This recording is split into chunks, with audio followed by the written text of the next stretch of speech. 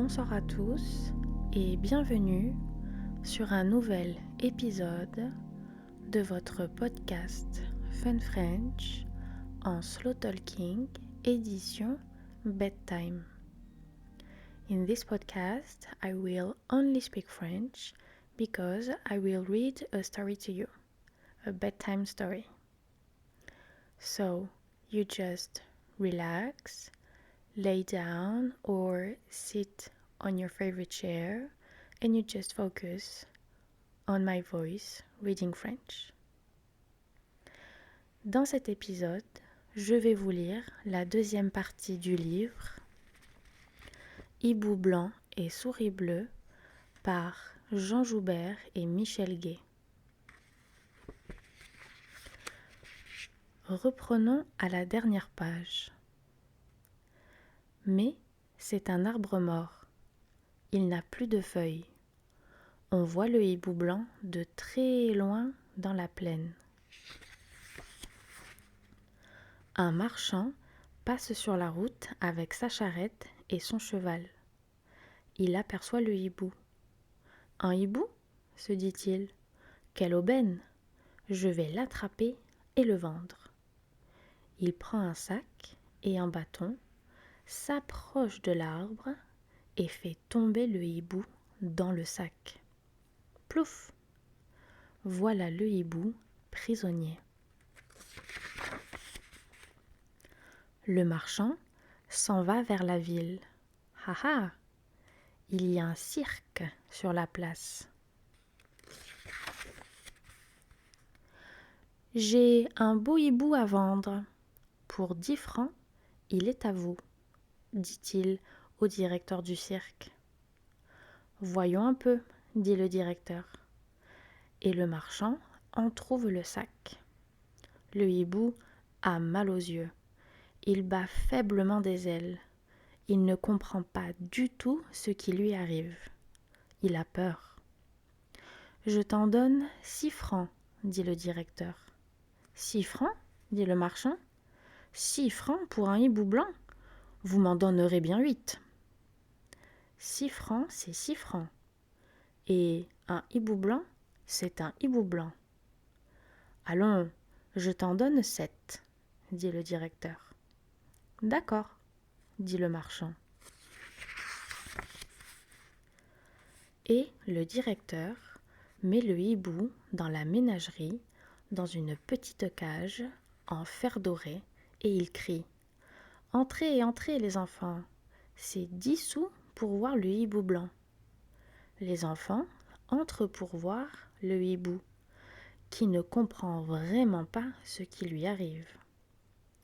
Ils parlent, ils rient, ils lui font des grimaces et des pieds de nez. « Tu as vu le hibou blanc ? Comme il est laid, comme il est grand. » Mais le hibou pense à son grenier et il est très triste.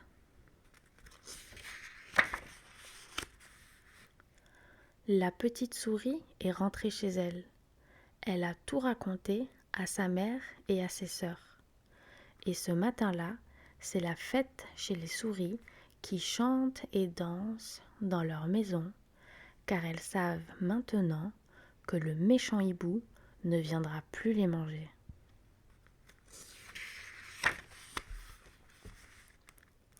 Le cirque allait de village en village.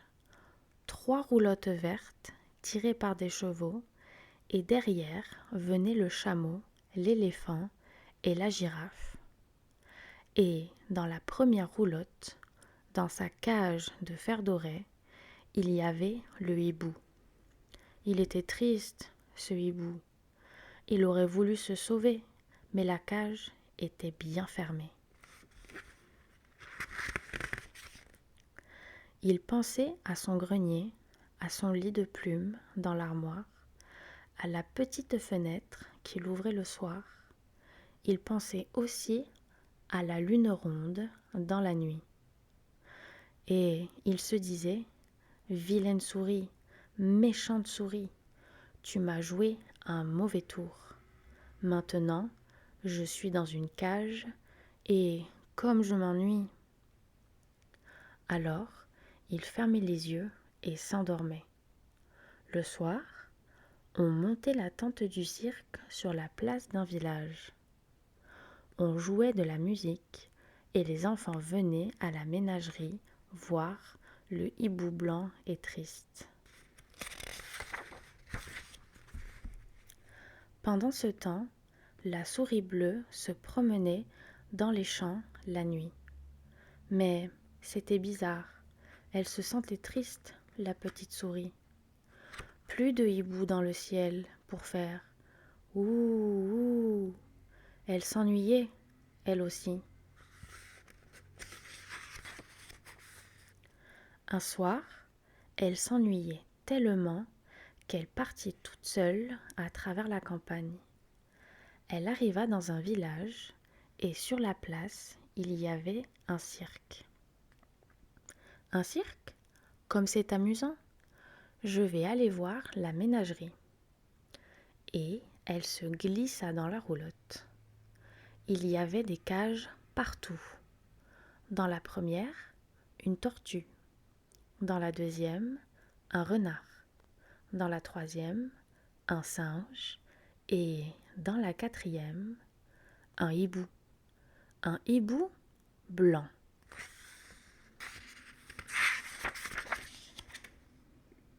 Mon hibou! Ouh, ouh, dit tristement le hibou.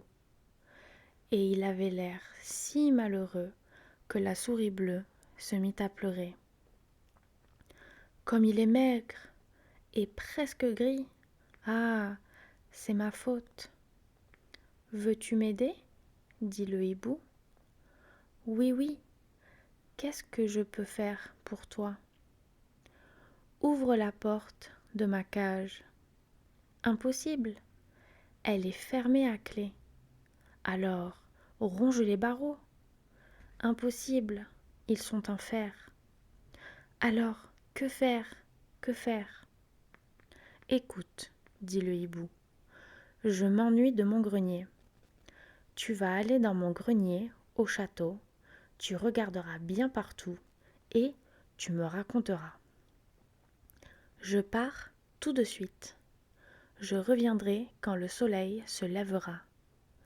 Quand le soleil se lèvera, va vite, je t'attendrai. Fais attention au chat. Et la souris bleue s'en alla vite, vite, vite, sur la route, entre les arbres, sous les buissons, à travers les forêts et les prairies, vite, vite, vite, vers le château dont elle voyait le toit d'ardoise briller au clair de lune. Elle monta dans le grenier, elle trotta sur le plancher, elle regarda partout. Le lit de plumes dans l'armoire, les statues, les caisses, les livres, la poussière, la petite fenêtre fermée et, à travers la vitre, une grosse lune ronde comme un œil de hibou. Quand elle retourna au cirque, le jour se levait. Il y avait de gros nuages noirs dans le ciel et des éclairs. Et la souris bleue courait vite, vite, vite pour arriver juste avant la pluie. Elle arriva dans la roulotte. « C'est toi ?» dit le hibou. « C'est moi » dit la souris. « Qu'as-tu vu dans le grenier ?»« J'ai tout vu. »« Raconte-moi. »« J'ai vu des statues. »« Et encore ?»« J'ai vu de vieux livres. »« Approche-toi, je suis un peu sourd. »« Et encore ?»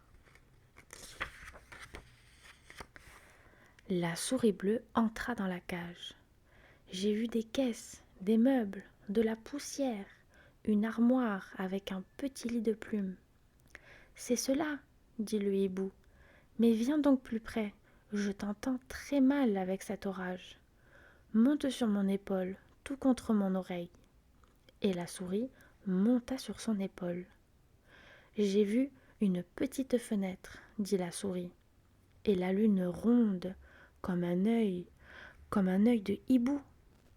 Alors, le hibou tourna la tête, ouvrit tout grand son bec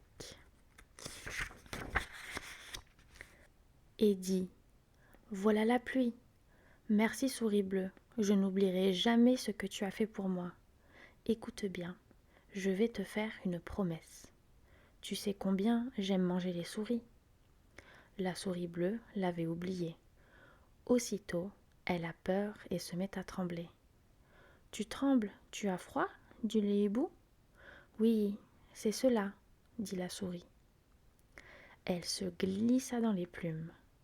C'était doux et chaud, mais elle tremblait encore. « Je vais donc te faire une promesse, » dit le hibou. « Je ne mangerai plus jamais de souris. » Les jours passèrent. La souris racontait au hibou qu'elle avait vu l'éléphant se gratter le dos, la girafe manger une pomme, le chameau se rouler dans la poussière, les enfants jouer à la marelle, le directeur cracher en l'air. Et le hibou était content de savoir tout cela. Mais il disait souvent « C'est plus fort que moi, je pense toujours à mon grenier. » Alors, la souris décida de voler la clé pour ouvrir la cage. Elle réussit et ouvrit la porte. L'air était doux, la nuit claire. Pas un bruit dans le village. Alors, le hibou ouvrit ses ailes, toutes grandes, et emportant son amie, la souris bleue, s'envola vers la lune et les étoiles. Et voilà, c'est la fin de ce livre, Hibou blanc et souris bleue. J'espère qu'il vous a plu, que vous avez apprécié ce podcast, mais surtout que vous vous sentez détendu. Je vous retrouve très bientôt dans un nouvel épisode et je vous souhaite une bonne soirée ou une bonne nuit. Au revoir.